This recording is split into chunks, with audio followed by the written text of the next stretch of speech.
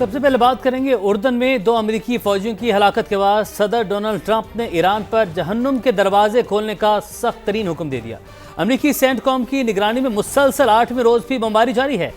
हाजीआबाद, बंदर अब्बास और किशम धमाकों से गूंज रहे हैं। ट्रंप का दो टोक कहना है कि तेहरान ने डील की खिलाफवर्जी की, अब ईरान को कभी न्यूक्लियर ताकत नहीं बनने देंगे। तो दूसरी तरफ तेहरान का जवाब भी तबाहकुन है।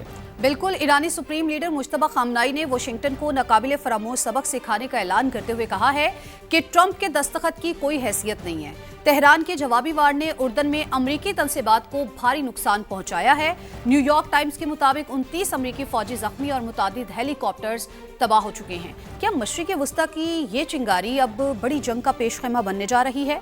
क्या खित्ते का जोग्राफिया हमेशा के लिए बदल जाएगा और इस भयानक तसादुम का अंजाम क्या होगा? आज हम इसी पर बात करेंगे। हमें ज्वाइन किया ब्रिगेडियर रिटायर्ड हारिस नवाज साहब ने, और साथ ही साथ गुलाइशा भट्टी माहिर आलमी उमूर भी हमें ज्वाइन कर चुकी हैं। तो सबसे पहले हारिस नवाज साहब, मैं आपकी तरफ आऊंगी। सदर ट्रंप ने ईरान पर जहन्नुम के दरवाजे खोलने का हुक्म दिया है। इसका क्या मतलब है? क्या अमेरिका अब तेहरान के खिलाफ पूरी कुव्वत इस्तेमाल करेगा, जिसमें जमीनी कार्रवाई भी शामिल होगी? बात एक है कि जहन्नम के दरवाजे खोलने का क्या दे, ये ईरानी एनिमल हैं जो आप इस तरीके से उनको थ्रेट करते हैं। अगर आपके 2 फौजी शहीद हुए, मारे गए हैं, तो आपने कितने सिविलियन की शहीद किए हैं, आपने वो रियलाइज नहीं करते हैं। और उसके बाद जिस तरीके से आप सिविलियन इंफ्रास्ट्रक्चर के ऊपर जा रहे हैं, what do you want it, आप मिलिट्री टारगेट से जाते थे, चलें ठीक है, बट आप जाके उनका ब्रिज उड़ा रहे हैं। आप कह रहे हैं कि जहाँ भी उनके ऑयल गैस के हैं वहां पर हम जो एक ग्रिड स्टेशन है, हम रोड उड़ा के रख देंगे। फिर उसके बाद उनके सारे स्टेशन पे आप जा रहे हैं, नुकसान कर रहे हैं, इंफ्रास्ट्रक्चर तबाह कर रहे हैं। तो सुपर पावर का मतलब ये तो नहीं कि आप एक जंगल में कोई कानून नहीं बनाते फिर रहे हैं।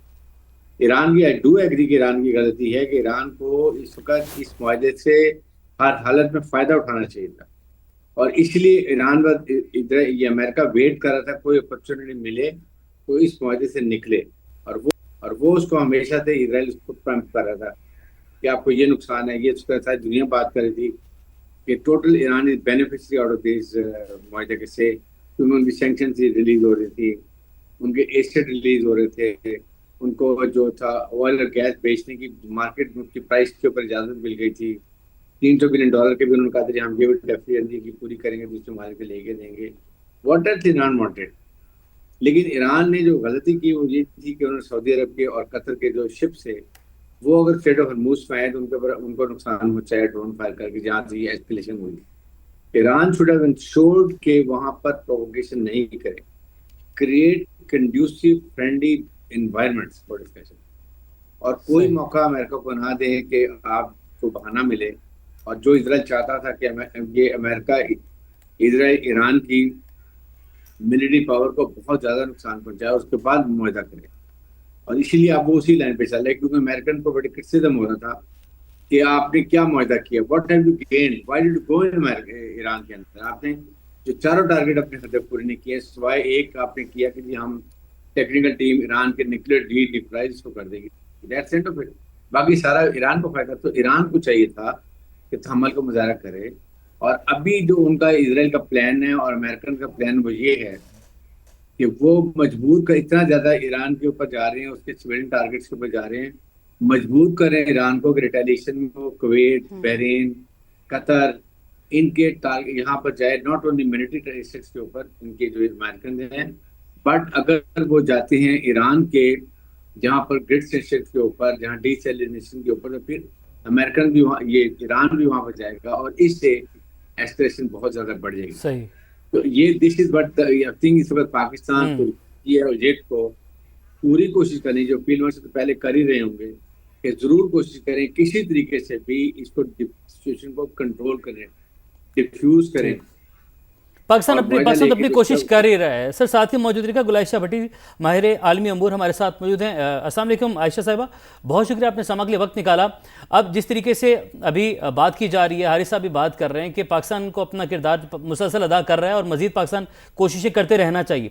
पाकिस्तान तो कोशिशें कर रहा है, बाकी जो आलमी ममालिक हैं उनका रोल भी अब ज़ाहिर है ज़्यादा बनता है, क्योंकि अब शिद्दत पहले से ज़्यादा जो है हम देख रहे हैं कि आती जा रही है, हर गुजरते दिन के साथ बढ़ती चली जा रही है। तो क्या समझती हैं अब आप, ये मामला किस तरफ जा रहा है? ज़्यादा एस्केलेशन की तरफ मामला चलते जा रहे हैं? बहुत शुक्रिया मुझे इनवाइट करने के लिए। मैं इसको देखती हूँ कि जिस तरह से हम जियो पॉलिटिक्स में गेम ऑफ चिकन देखते हैं, ये एक थ्योरी है जो ये कहती है कि दोनों पार्टी जो हैं वो एक दूसरे को इतना अल्टीमेट डिस्ट्रक्शन देना चाह रही है कि बेचारी कि who is going to blink first. तो आप ईरान को देखें या यूएस को देखें तो दोनों ही एक दूसरे को मैक्सिमम डैमेज करना चाह रहे हैं, चाहे वो ईरान की तरफ से एस्केलेशन आ रही है, यूएस की तरफ से फिर उसका रिएक्शन आ रहा है। तो दोनों साइड जो है ना वो ये चाहती हैं कि हम इतना ज्यादा एक दूसरे को डिस्ट्रक्शन की तरफ लेके जाएं कि देखते हैं कि कौन पहले रुकता है। तो ये गेम ऑफ चिकन होती है और बड़ी डिस्ट्रक्शन होती है इसके अंदर, क्योंकि इवेंचुअली दोनों के पास एग्जिट प्लान भी नहीं होगा। और देखें कि क्या ये दोनों पार्टीज जो हैं ये इतनी लंबी वॉर, इतनी बड़ी डिस्ट्रक्शन अफोर्ड कर सकती हैं। आप ईरान को देखें तो जितनी एस्केलेशन लेट्स से वो यूएस के एसेट्स पे कर रहा है रीजनल, या वो उनके ऑल इंफ्रास्ट्रक्चर को गल्फ के डिस्ट्रॉय कर रहे हैं। आप जॉर्डन देख लें, कुवैत देख लें, कतर देख लें। और इसी तरह जो यूएस की जो अप्रोच है वो चाहे वो नेवल ब्लॉकेट करना या वो चाहते हैं कि इकोनॉमिकली फ्रजाइल ईरान बन जाए, तो अनकंडीशनल उसको सरेंडर आ जाए। तो ये दोनों पार्टीज जो चाह रही है ना वो पॉसिबल नहीं है। तो कहीं ना कहीं बीच का रास्ता बहुत जरूरी है, अदरवाइज इस गेम ऑफ चिकन में ना कंप्लीट डिस्ट्रक्शन दोनों साइड की होती है। और जो आप देखें कि ईरान को अगर आप देखें तो आपको लगता है कि क्या उनकी जो पॉपुलेशन है, स्पेशली आप देखें ईरान जो पब्लिक है ईरान में, वो जनवरी तक कितना अगेंस्ट थी अपनी हुकूमत के। अगर आपको याद हो तो कितने प्रोटेस्ट हो रहे थे, इन्फ्लेशन बहुत ज्यादा थी, सालों से सैंक्शंस में रह कर कितनी बुरी तरह ईरान की इकोनॉमी डिस्ट्रॉय होगी। तो अगर इनको थोड़ा सा एक साई ऑफ रिलीफ मिला था तो मेरा ख्याल है कि इनको उसके ऊपर बड़ा वाइजली प्ले करना चाहिए था। जब आपके ऊपर सैंक्शन रिलीफ हो रही थी या आपको कुछ ऐसी सपोर्ट इकोनॉमिकली मिल रही थी जिसमें आप थोड़ा सर्वाइव कर सकते, तो एक मौके पे आके आवाम साथ तो खड़ी हो गई और आप वो कार्ड प्ले भी कर रहे हैं नेशनलिज्म का। लेकिन वो कब तक ना, इवेंचुअली वो कहेंगे कि ये जंग अब कब खत्म होगी।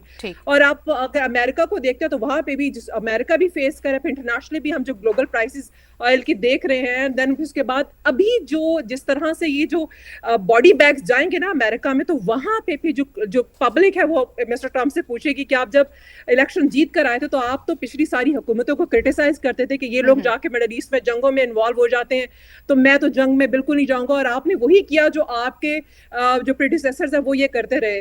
तो अब ये जब बॉडी बैग्स जाएंगे तो वहां पे फिर एक नई कहानी स्टार्ट होगी। वहां पे हमने देखना है मिस्टर ट्रम्प फिर कैसे सर्वाइव करते हैं और कैसे वो अपने पब्लिक को और फिर एज वेल एज जो उनके जो कांग्रेस है उनको किस तरह से बताते हैं कि ये जंग हम जीतेंगे। क्योंकि इस वॉर के अंदर ये जो गेम ऑफ चिकन है इसके अंदर बहुत मुश्किल होता है कि दोनों पार्टी जो है ये इनमें से कोई एक ब्लिंक करे, क्योंकि ये दोनों एक दूसरे को डिस्ट्रॉय करना चाहते हैं। तो बड़ी ही क्रिटिकल सिचुएशन है ये। ठीक है, सिचुएशन तो बड़ी क्रिटिकल है। जिस तरह से आपने कहा है कि दोनों ही एक दूसरे को डैमेज करने की कोशिश करें, लेकिन जो दोनों पार्टीज है वो जो चाहती हैं वो हासिल नहीं कर सकते।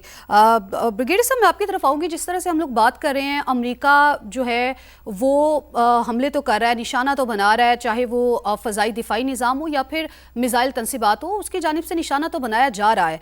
लेकिन जो ईरान है वो भी तो आगे से रिटेलिएट कर रहा है। लेकिन अगर हम इस को फौजी नुक्ता नज़र से देखें तो क्या अमेरिका जो है ईरान की फौजी ताकत को मफलूज करने में कामयाब हो रहा है, या फिर ईरान अब भी हमें ये समझना चाहिए कि उसमें इतना दमखम है, इतनी सलाहियत है कि वो अमेरिका को कोई सरप्राइज दे सकता है आने वाले दिनों में?